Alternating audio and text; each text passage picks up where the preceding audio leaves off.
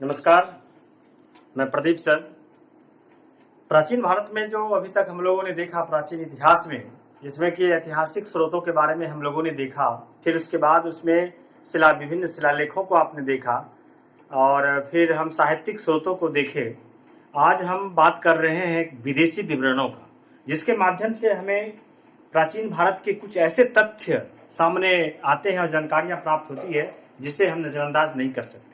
तो प्राचीन भारत में ऐतिहासिक स्रोत के अंतर्गत विदेशी विवरणों के अंतर्गत जो आज हम देखेंगे वह विभिन्न विदेशी यात्रियों के बारे में आज हम चर्चा करेंगे। तो विदेशी यात्रियों में सर्वप्रथम जब बात आती है तो हम यूनानियों को नहीं भूल सकते, यूनानियों का जिक्र आता है।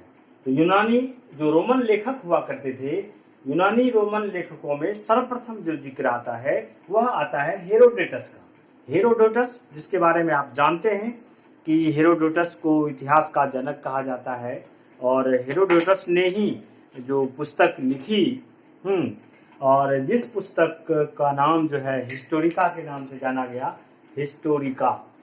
और इस पुस्तक में जो इन्होंने जानकारियां दी, शायद इनके एवज में जो है इन्हें इतिहास का जनक और इतिहास का पिता के रूप में जाना जाता है। आपको जानकर के और जो है खुशी होगी कि हिस्टोरिका में जो हेरोडोटस ने जो कुछ लिखा, इसमें भारत और ईरान के मध्य के संबंधों को इसमें उन्होंने जिक्र किया। तो हिस्टोरिका के अंतर्गत जो भारत और ईरान संबंध का जिक्र है, उससे हमें प्राचीन भारत के बहुत सारे ऐसे अहम जानकारियां मिलती है, जिससे कि हम प्राचीन भारत को जो उनकी अवधारणा है, जो उनका कॉन्सेप्ट है, उनको समझ पाने में सफल होते हैं। अगर हम दूसरे यूनानी रोमन लेखक की बात करें तो टेसियस का नाम आता है। टेसियस मूल रूप से ईरान का राज्य वैद्य था और इन्होंने जो है जो विचार दिए, उन विचारों के संदर्भ में लोगों का जो है इतिहासकारों का मानना है कि वह कुछ अधिकतर विश्वसनीय नहीं रहा। और मुख्य रूप से हम ये जानेंगे कि यह ईरान का राज्य वैद्य था, जिन्होंने जो है कुछ जानकारियां हमें दी और उन जानकारियों पर जो है इतिहासकारों का उतना विश्वास नहीं रहा। दूसरी बात कि हम बात करें तो सिकंदर महान के साथ जो आने वाले लेखक थे, उन लेखकों ने जो अपनी जानकारियां प्रस्तुत की, उन लोगों ने जो कुछ दिया, कुछ संग्रहित किया, जिसमें निर्याकस का नाम आता है, जिसमें आनेसिक्रेटस का नाम आता है और आस्ट्रोबुलस का नाम आता है। ये जो प्राचीन भारत संबंधित जानकारी हमें प्राप्त होती है, सिकंदर महान जब आए थे तीन जो यहाँ पर जो वो कितने मुल्कों के साथ उनकी लड़ाई हुई और भारत के साथ जब वो वितस्तता नदी जो आपने पढ़ा था और उसमें जो उनकी लड़ाई हुई थी पुरु के साथ, और जो उनके मंत्री रहे, उनका जो कार्य शैली था, और भारत आकर के जो उन्होंने कुछ संग्रहित किया और उस संग्रहित को ज़्यादा इतिहासकारों ने विश्वसनीय माना और इसके द्वारा जो है प्राचीन भारत के कुछ महत्वपूर्ण स्रोत जो है हमें प्राप्त करने में हम सफल हुए और इनसे हमें बहुत सारी जानकारी मिलती है। अब आती है बात मेगास्थनीज की। मेगास्थनीज के बारे में आपने सुना होगा। मेगास्थनीज जो है, इनकी एक पुस्तक थी जिनका नाम था इंडिका, और इंडिका जो है बहुत ही प्रसिद्ध पुस्तक है इतिहास में। ये अक्सर कई प्रश्न लाने में ये सफल होता है इंडिका, और इनकी रचनाकार मेगास्थनीज आप जानेंगे। और इंडिका में जो है मौर्य युगीन सभ्यता का जिक्र है। मौर्य युगीन सभ्यता के समय जो उस वक्त कैसी रहन सहन थी, क्या उसकी संस्कृति थी, उनका क्या लिहाजा था, ये सारी जानकारी जो है इंडिका से हमें प्राप्त होती है। और मेगास्थनीज के बारे में ऐसा कहा जाता है कि मेगास्थनीज जो थे वो सेल्यूकस निकेटर का राजदूत था, जो चंद्रगुप्त मौर्य के दरबार में आया था। दो महत्वपूर्ण प्रश्न बनते हैं इससे कि मेगास्थनीज कौन था। तो मेगास्थनीज जो था वो सेल्यूकस निकेटर का राजदूत था और वे जो है चंद्रगुप्त मौर्य के दरबार में आया था, और उनकी पुस्तक है जिसका नाम है इंडिका। अब इसके बाद अगर हम बात करें डायमेकस की, तो डायमेकस जो है वो मूल रूप से जो है बिंदु जो है यूनानी रोमन थे, और ये अंतियोकस, जो कि ईरान का नरेश था, ईरान के नरेश जो है वो अंतियोकस का राजदूत था। किसका राजदूत था? अंतियोकस। बहुत ही महत्वपूर्ण सवाल है। अंतियोकस, अंतियोकस का यह राजदूत था। और ये सीरिया नरेश अंतियोकस का राजदूत था डायमेकस। और डायमेकस कब और किसके दरबार में आया था? ये प्रश्न आता है कि यह बिंदुसार के दरबार में आया था। किसके दरबार में आया था? बिंदुसार के दरबार में आया था। गौर करेंगे आप इस पॉइंट को कि डायमेकस बिंदुसार के दरबार में आया था। और मेगास्थनीज जो है, जो सेल्यूकस निकेटर का राजदूत था, यह चंद्रगुप्त मौर्य के दरबार में आया था। उसके बाद हम बात करें डायोनिसियस की, तो डायोनिसियस जो है यह मिस्र नरेश टॉलमी फिलेडेल्फस का राजदूत था। किसका राजदूत था? ये मिस्र के राजा थे टॉलमी फिलेडेल्फस।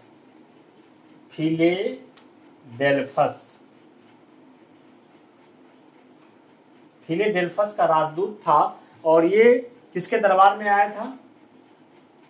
ये किसके दरबार में आया था? डायोनिसियस, ये जो है अशोक के दरबार में आया था। 3 सवाल। मेगास्थनीज किसके दरबार में आया था? चंद्रगुप्त मौर्य के दरबार में। डायमेकस किसके दरबार में आया था? डायमेकस जो है बिंदुसार के दरबार में आया था। डायोनिसियस किसके दरबार में आया था? यह अशोक के दरबार में आया था। अब बात आती है टॉलमी की। तो टॉलमी जो है, इन लोगों से बहुत सारी जानकारियां हमें भारत के इतिहास के बाद प्राचीन स्रोत जो है वो उसकी मिलती है, जो कि अध्ययन में हमें सहायक करता है। जब आप विभिन्न पुस्तकों को जब अध्ययन करेंगे तो अभी तो यह एक कंक्लूजन के रूप में आपको एक संक्षिप्त रूप में परोसा जा रहा है कि प्राचीन भारत के अध्ययन में जो जानकारी हम लोग पढ़ते हैं वो किस माध्यम से, किसके द्वारा, कैसे प्राप्त हुआ। अब अगर टॉलमी की बात करें तो टॉलमी ने लगभग दूसरी शताब्दी में जो है एक पुस्तक की रचना की, जिसे भारत का भूगोल के नाम से जो है, इंडियन ज्योग्राफी के नाम से जो जाना गया, और जिसमें कि प्राचीन भूगोल और वाणिज्य के बारे में चर्चा की गई है। जब हम उस पुस्तक पर दृष्टिपात करते हैं तो भारत के विभिन्न प्राचीन स्रोतों का, भारत की विभिन्न प्राचीन स्थितियों का जिक्र हमें आता है और हमें जानकारी प्राप्त होती है।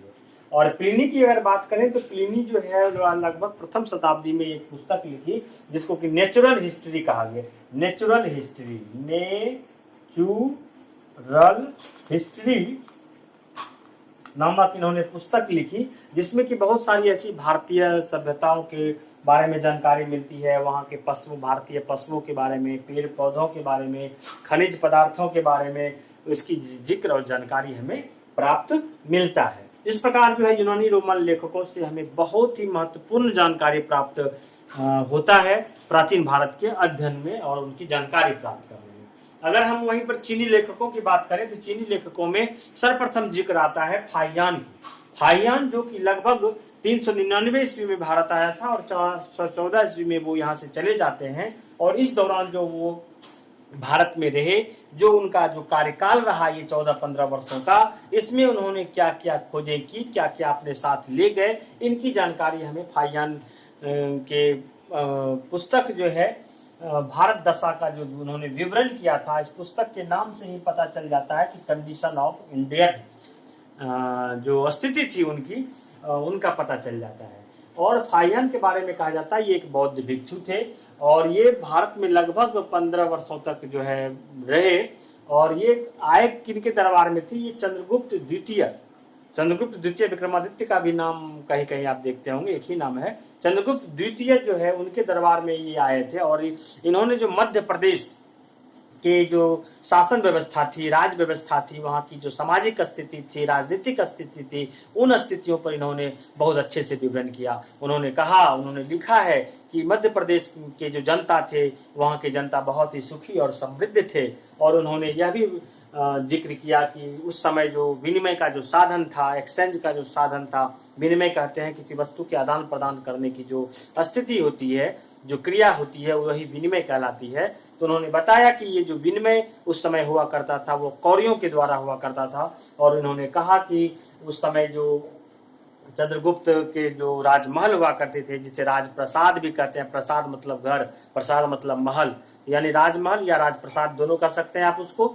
तो वह जो है उन्होंने उसको कि क्या कहा, वह देव निर्मित रहा है, ऐसा उनका मानना था फाहियान का। अब हम अगर दूसरी बात संयुग्म की करें तो संयुग्म भी चीनी यात्री बहुत ही महत्वपूर्ण रहे, उनकी खास जानकारी उतनी नहीं मिलती है, लेकिन यह वो बौद्ध भिक्षु रहे जिन्होंने 518 ईस्वी में लगभग भारत आए, 518 ईस्वी में ये भारत आए, और इन्होंने 3 वर्ष तक जो है यहाँ रह करके बौद्ध धर्म की बहुत सारी ऐसी ग्रंथों की प्रतियां और प्राप्तियां इन्होंने प्राप्त की, जो कि जिनके द्वारा जो है हमें प्राचीन भारत की स्थितियों का पता चलता है। अगर हम ह्वेनसांग की बात करें तो ह्वेनसांग जो है यह भी एक प्रमुख चीनी यात्री रहे, और इन्होंने 629 से 645 ईस्वी तक जो है ये भारत में रहे, और इनकी जो एक पुस्तक है वो सुयो की, यह पुस्तक में इन्होंने यात्रा वर्णन किया, यात्रा वर्णन की जो सारी स्थितियों को इन्होंने शब्दों में पिरोने का काम किया, जिस पुस्तक का नाम सुयो की है। और ये जो है हर्षवर्धन के समय भारत आए थे, और लगभग 600 कहा जाता है कि ये 629 ईस्वी में वहां से चले, और 1 वर्ष की यात्रा के पश्चात ये भारत पहुंचते हैं, और भारत में ये सर्वप्रथम जो है कपिसा राज्य पहुंचते हैं। कहाँ पहुंचते हैं? कपिसा राज्य पहुंचते हैं, और लगभग जो है ये यहाँ पर अच्छे दिनों तक रहे, 15 वर्षों तक इन्होंने यहाँ पे यात्रा की और यहाँ जो है निवास किया, और ये लगभग 6 वर्षों तक जो है ये लगभग जो है नालंदा विश्वविद्यालय में इन्होंने अध्ययन किया बौद्ध धर्म के बारे में। और यहाँ तो आप जानते हैं कि नालंदा विश्वविद्यालय बहुत ही प्राचीन और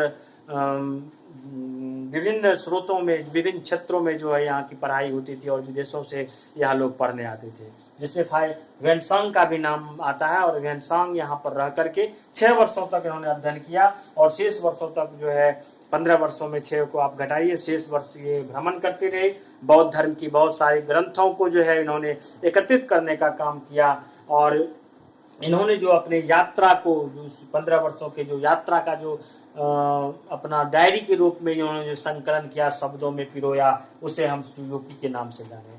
और कहा जाता है कि इस सुयोकी में लगभग 138 देशों का जिक्र है, और उसमें जो है इन्होंने हर्षवर्धन कालीन जो है सभ्यता का, उस समय की संस्कृति का जिक्र किया है कि आर्थिक, राजनीतिक, सामाजिक स्थिति कैसी थी हर्ष राज्य में, उनको इन्होंने इस पुस्तक में स्थान दिया है और वर्णन किया है। इसके बाद इन्होंने जो है ऐसा कहा कि सिंध का जो राजा था वह एक शूद्र राजा के रूप में था। किसने कहा? यह ह्वेनसांग ने ही कहा कि सिंध का राजा एक शूद्र था, और उन्होंने जो है बुद्ध की प्रतिमाओं के साथ साथ जो है सूर्य और शिव की भी जो है प्रतिमाओं का पूजन किया। इस प्रकार जो है ह्वेनसांग के जो इस पुस्तक से हमें बहुत सारी जानकारी मिलती है, जो प्राचीन भारत के विभिन्न और मौलिकता को उजागर करने में हमें मदद करता है, और हम विभिन्न जानकारियों को प्राप्त करने में सक्षम होते हैं। उसके बाद नाम आता है इत्सिंग का। तो इत्सिंग जो है लगभग 7वीं सदी के अंत में जो है वो भारत आया, और इनके जो लगभग 673 से 675 ईस्वी तक ये यहाँ रहे। इनकी जो पुस्तक थी वह प्रसिद्ध बौद्ध भिक्षुओं की आत्मकथा के रूप में इन्होंने उसे संग्रहित किया, और ये नालंदा विश्वविद्यालय और विक्रमशिला विश्वविद्यालय जैसी शैक्षणिक संस्थाओं का इसमें इन्होंने वर्णन किया कि उस समय जो भारत की शैक्षणिक व्यवस्था थी, जिसमें कि नालंदा विश्वविद्यालय और विक्रमशिला विश्वविद्यालय का एक अपना गौरवशाली अस्तित्व रहा था, उस अस्तित्व का इन्होंने इसमें चर्चा किया है। अगर हम बात करते हैं तो इत्सिंग के बारे में, इनके बारे में कहा जाता है कि उन्होंने त्रिपिटकों की लगभग 400 प्रतियों को जो है वे अपने साथ लेके गए थे। बौद्ध प्रतियों का जो है वो लेके गए थे। अब अगर हम बात करें अरबी लेखकों में, तो अलबर्नी का नाम बहुत ही श्रद्धे से लिया जाता है। अलबर्नी के बारे में ऐसा कहा जाता है कि यह मोहम्मद गजनवी के साथ भारत आया था, और इन्होंने जो एक पुस्तक लिखी थी किताब उल हिंद, या इसी को कहा गया तहकीक ए हिंद, जिसका अर्थ होता है भारत की खोज। इसमें इन्होंने बहुत सारी भारत की स्थितियों के बारे में जिक्र किया, जिसे कि आप पढ़कर बहुत सारे ज्ञान को प्राप्त कर सकते हैं। आज भी जो आधुनिक इतिहास के जानकार हैं, इतिहास की खोज करता है, इतिहास के पाठक हैं, अलबर्नी की पुस्तक से बहुत ही प्रेरित होकर के वो आगे की खोज करने में सक्षम होते हैं। अलबर्नी के बारे में कहा गया कि इन्होंने जो अपनी पुस्तक भारत की खोज में लिखा, इन्होंने उसमें धर्म, दर्शन जो है, त्योहारों के बारे में, फिर इसके बारे में यहाँ का जो मापन पद्धति था, मापन शैली था, उसके बारे में इन्होंने इस पुस्तक में लिखा। और सामाजिक स्थिति क्या था, सामाजिक कानून क्या था, मूर्ति कला कैसी थी। लगभग 80 अध्यायों में 80 अध्यायों में इन्होंने इस पुस्तक को रचा, जिससे कि बहुत सारी जानकारी हमें मिलती है। और कह सकते हैं कि अलबर्नी का यह एक चीज जो है सब पर भारी है। इस तरह से इन्होंने 80 भागों में इसको बांट करके जो है विभिन्न स्रोतों को एकत्रित करने का काम किया। अगर उसके बाद हम इब्न बतूता का बात करें तो ये 1333 ईस्वी में जो है दिल्ली पहुंचे थे। उस समय जो दिल्ली के सुल्तान हुआ करते थे मोहम्मद बिन तुगलक ने इसे इब्न बतूता को जो है दिल्ली का काजी नियुक्त किया था। दिल्ली का काजी, दिल्ली का काजी, काजी कहते हैं जिससे कि न्यायाधीश भी कहा जाता था, न्यायाधीश। इन्होंने इसे नियुक्त किया था, किसे? इब्न बतूता को। कौन? मोहम्मद बिन तुगलक ने 1333 ईस्वी में जब इसका आगमन हुआ था तो इब्न बतूता ने इसे इब्न बतूता को दिल्ली का काजी या न्यायाधीश नियुक्त किया था मोहम्मद बिन तुगलक ने। इस प्रकार जो है अगर हम अन्य लेखकों के बारे में जानकारी प्राप्त करें तो मार्को पोलो का नाम आता है। मार्को पोलो 13वीं सदी के अंत में जो है पांड्य देश की यात्रा पर निकले थे और पांड्य इतिहास की जानकारी मिलती है। और मार्को पोलो वाकई में जो है बहुत सारी जानकारी हमें इनसे प्राप्त होती है अगर हम इस पर अध्ययन करें तो मार्को पोलो से भी हम बहुत सारी आगे हम इस पर विशेष चर्चा करेंगे, जिससे कि आप देखेंगे कि मार्को पोलो से हमें क्या सब जानकारी प्राप्त हुई थी। अभी तो एक संक्षिप्त विवरण में प्रस्तुत कर रहा हूं जिनके द्वारा हमें ऐतिहासिक स्रोत के माध्यम से विदेशी विवरणों से क्या क्या प्राप्त होता है। और तारानाथ जो एक तिब्बती लेखक थे, इन्होंने 2 पुस्तकें लिखी जिसको नाम तंग्यूर और कंग्यूर नामक 2 पुस्तक इन्होंने लिखी। और इसमें जो है भारतीय इतिहास की जानकारी बृहद पैमाने पर मिलती है। इस प्रकार हम प्राचीन भारत के ऐतिहासिक स्रोतों पर हमने आज चर्चा किया।